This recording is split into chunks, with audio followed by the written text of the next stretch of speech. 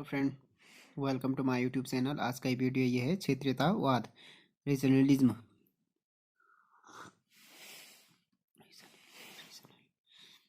क्षेत्रीयतावाद से तात्पर्य एक देश में या देश के किसी भाग में उस छोटे से क्षेत्र से है जो आर्थिक, भौतिक, सामाजिक आदि कारणों से अपने पृथक अस्तित्व के लिए जागरूक है।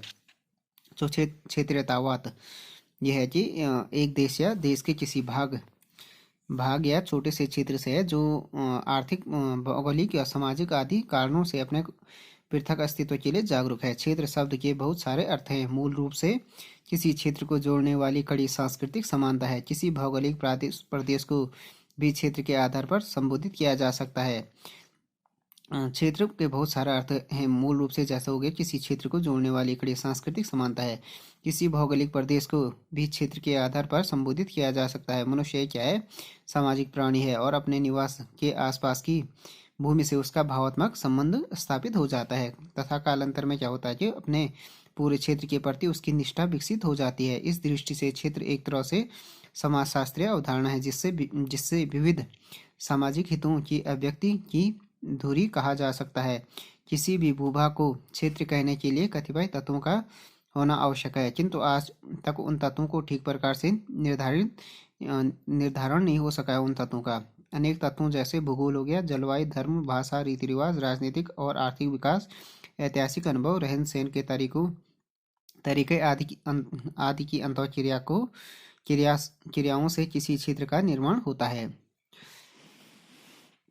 अब हो गया भारतीय राजनीति के परिप्रेक्ष्य में क्षेत्रीयतावाद से अभिप्राय है कि राष्ट्र की तुलना में किसी क्षेत्र विशेष अथवा राज्य या प्रांत की अपेक्षा एक छोटे क्षेत्र से लगा उसके प्रति भक्ति या विशेष आकर्षण दिखाना। इस दृष्टि से क्षेत्रीयतावाद राष्ट्रीयता की बृहद भावना का विलोम है। तो क्षेत्रीयतावाद क्या है? राष्ट्रीयता के जो बृहद भावना है उसका विलोम है और इसका ध्येय संकुचित क्षेत्रीय स्वार्थों की पूर्ति होता है। भारतीय राजनीति के संदर्भ में यह ऐसी धारणा है जो भाषा, धर्म, क्षेत्र आदि पर आधारित है और विघटनकारी प्रवृत्तियों को प्रोत्साहन देती है।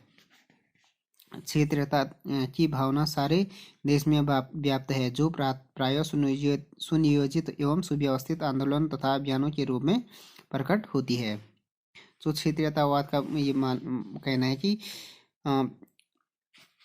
किसी क्षेत्र विशेष के प्रति क्या होना, अपना लगाव, राज्य प्रांत की अपेक्षा क्या करना, एक छोटे से क्षेत्र के प्रति लगाव, उसके प्रति भक्ति भावना या विशेष आकर्षण दिखाना क्षेत्रीयता है।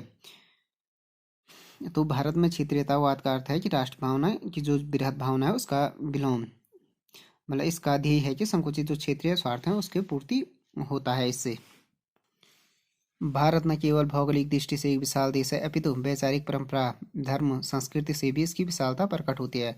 भारत क्या है? एक विशाल देश, केवल भौगोलिक दृष्टि बल्कि जो धर्म हो गया, परंपरा हो गया, संस्कृति से भी इसकी विशालता प्रकट होती है। विदेशी जो ताकतों ने भारत की इस सामाजिक सांस्कृतिक विविधता का शोषण किया। स्वतंत्रता की बेला पर भारत दो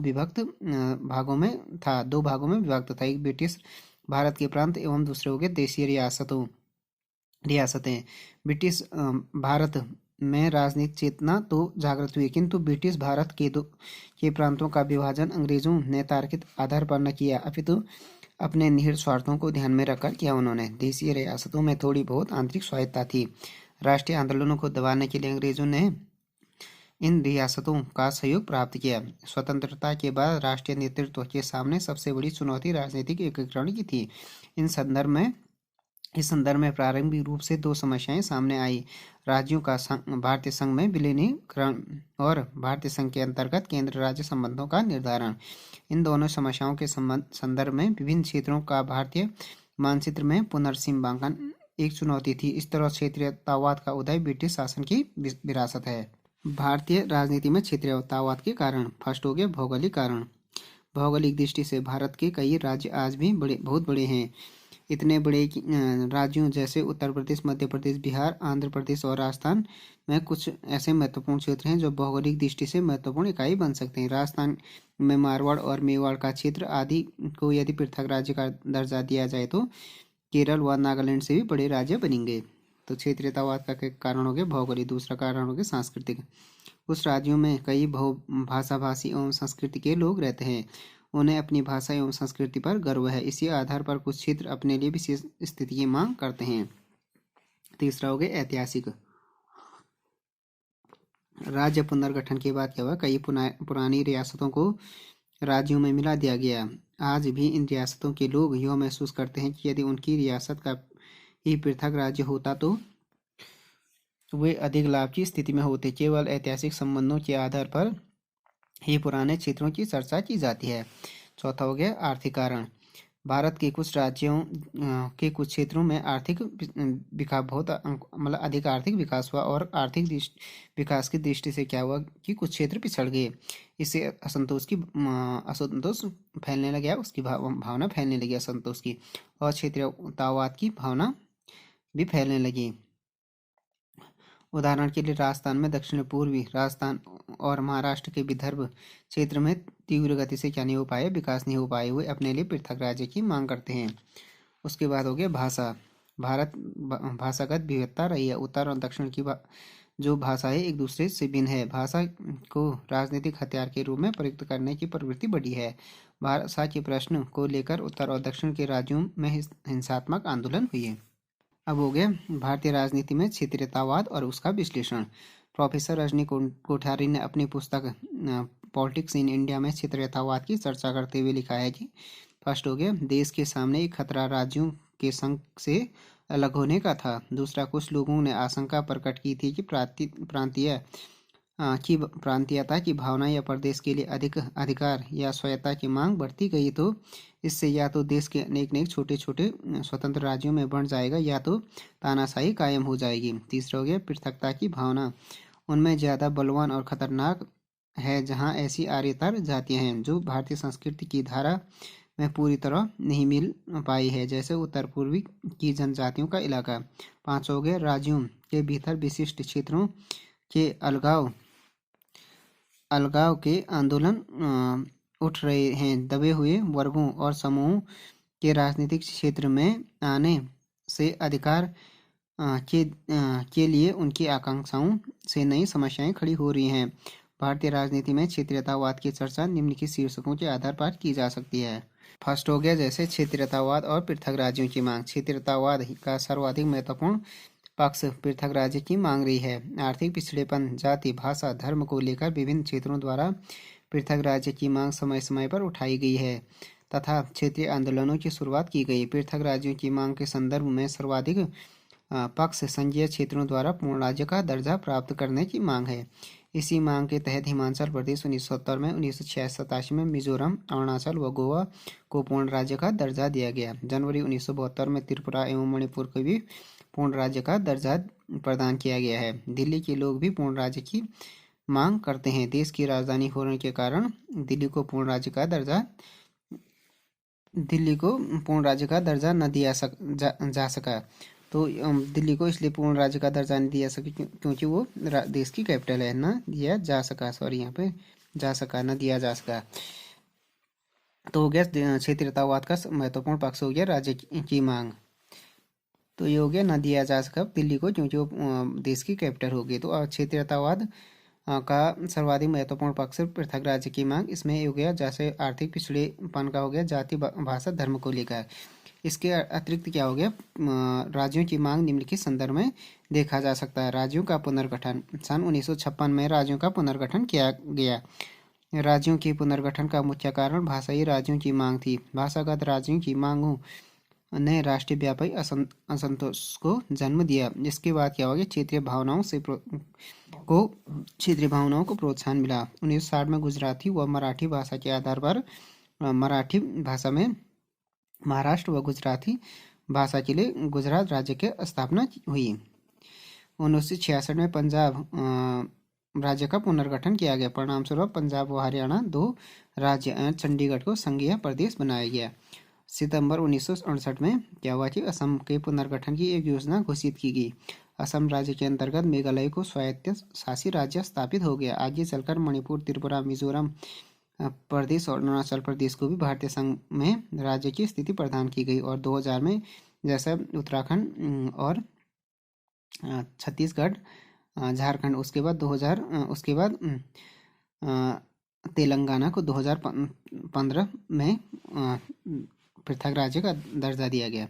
उसके बाद हो गया क्षेत्रीयतावाद बनाम अंतर्राज्यीय झगड़े। क्षेत्रीयतावाद का एक महत्वपूर्ण पक्ष विभिन्न राज्यों के आपसी झगड़े हैं। राज्यों के बीच सीमा विवादों एवं नदी पानी विवादों को लेकर राज्यों में उग्र मतभेद, तनाव बढ़े हैं। राष्ट्रीय स्रोतों के विवरण पर राज्यों के बीच कई बार सहमति नहीं हो पाई है। राज्यों में कई बार अधिकतम स्रोत प्राप्त करने की होड़ सी दिखाई देने लगी है। जैसे हो गया मध्य प्रदेश, गुजरात और राजस्थान के बीच की हो गया नर्मदा नदी के जल की वितरण को लेकर उत्पन्न विवाद। पंजाब, हरियाणा, राजस्थान के बीच जो नहर का पानी है, नहरी पानी के बंटवारे को लेकर विवाद। राजस्थान और पंजाब के बीच भाखड़ा नकल बांध से उत्पन्न बिजली को लेकर विवाद। और आंध्र तथा कर्नाटक के बीच कृष्णा विवाद प्रमुख हैं। उसके बाद हो गया क्षेत्रीयतावाद के संदर्भ में उत्तर दक्षिण की भावनाएं। भारत में उत्तर और दक्षिण के संदर्भ में सोचने की प्रवृत्ति भी कुछ अंशों में पाई गई है।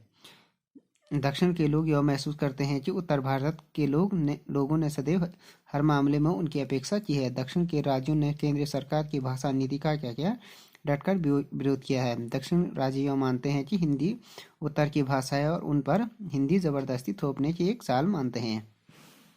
अब हो गया क्षेत्रीयतावाद और पृथकवादी आंदोलन। क्षेत्रीयतावाद का सबसे अधिक गंभीर और उग्र रूप पृथकतावादी आंदोलन है, जिसके आधार पर कोई राज्य या राज्य का कोई भाग भारतीय संघ से पृथक होने की मांग तथा आंदोलन करे। सर्वप्रथम इस प्रकार की मांग तत्कालीन मद्रास राज्य के तमिल मुनेत्र कड़गम द्वारा की गई, लेकिन थोड़े समय बाद ही इस मांग का और आंदोलन ने अपनी शक्ति खो दी। छठे और सातवें दशक में नागालैंड और मिजोरम में इस प्रकार की स्थितियां बनी और 9वें दशक में पंजाब में भी इस प्रकार की स्थिति बनी अलगाव की। बाद में ये पंजाब की नागालैंड, मिजोरम और ये समाप्त होगी। इस प्रकार की स्थिति बनी। 9वें दशक में पंजाब और जम्मू कश्मीर में भी इस प्रकार के आंदोलन खड़े हुए हो गए, लेकिन कालांतर में भारतीय जनता और भारतीय राज व्यवस्था ने इन सभी पृथकवादी आंदोलन को असफल कर दिया। अब हो गया क्षेत्रीयतावाद के दुष्परिणाम।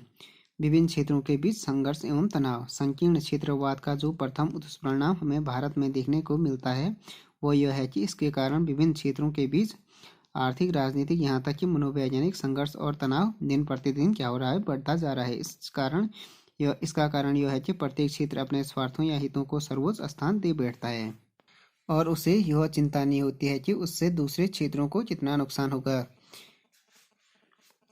राज्य तथा केंद्र सरकार के बीच संबंधों का विकृत होना। भारत में क्षेत्रीयता के कारण केंद्र सरकार तथा राज्य के बीच का संबंध कभी कभी अत्यंत कटु रूप धारण कर लेता है।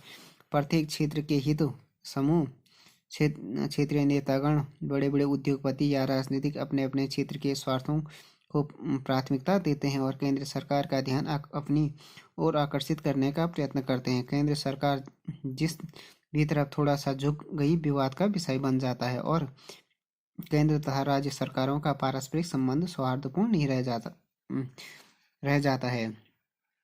उसके बाद हो गया उसके दुष्परिणाम। स्वार्थ, नेतृत्व एवं संगठन का विकास।